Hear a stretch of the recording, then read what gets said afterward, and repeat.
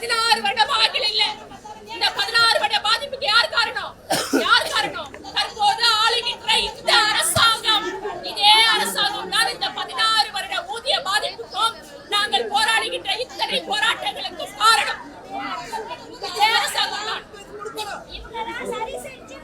இந்த முதல்வர் தான் வாக்குறுதி கொடுத்தார்.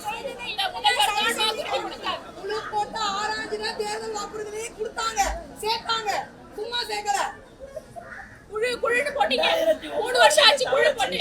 3 குழு போட்டு 3 வருஷம். 3 வருஷத்துல 3 தடவை பேசிட்டாங்க. இதாடா குழு? 3 மாசத்துல செய்யறாரு. கல்வி அமைச்சர் சொன்னாரு செய்தியில.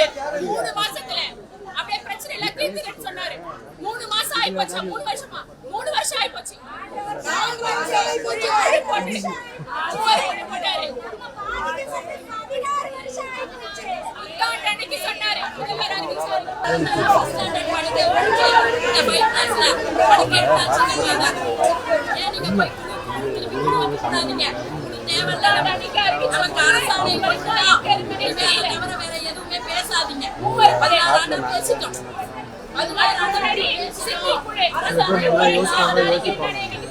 அடுத்த